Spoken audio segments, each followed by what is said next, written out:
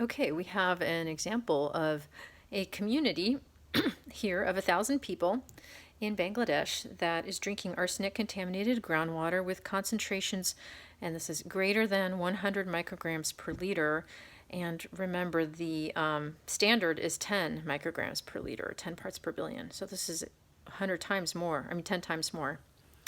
A nearby town of 900 people has much lower, negligible arsenic in their groundwater. So in the first town, if 123 people develop arsenicosis, which is leads to cancer, it's arsenic-related cancer, and 18 in the second town develop it, what is the relationship between exposure and risk? Okay, so this is the type of problem that's asking us to calculate risk 3 different ways. We're going to make ourselves a table here that shows the fraction of people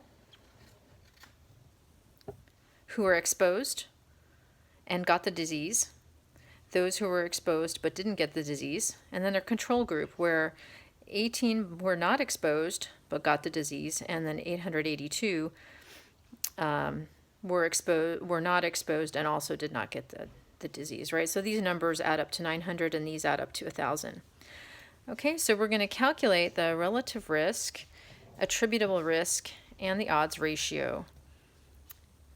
Relative risk and odds ratio both need to be greater than 1. So if we take the number that were exposed and got the disease divided by the total number, and those who were not exposed but have the disease over the total in the control group, okay, if there was no exposure risk, then these two numbers, one divided by the other, would be 1.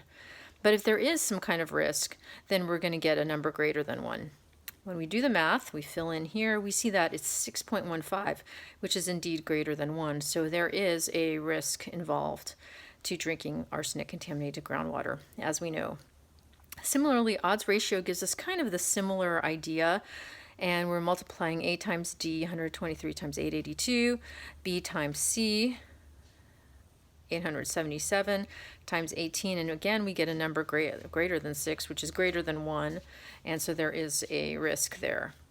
The attributable risk, which is A over A plus B minus C over C plus D, if this were 0, then there would be no risk. But we get a number of 0.103, which indicates that there is some amount of risk, and this is the amount by which that risk increases for an individual drinking groundwater contaminated with arsenic.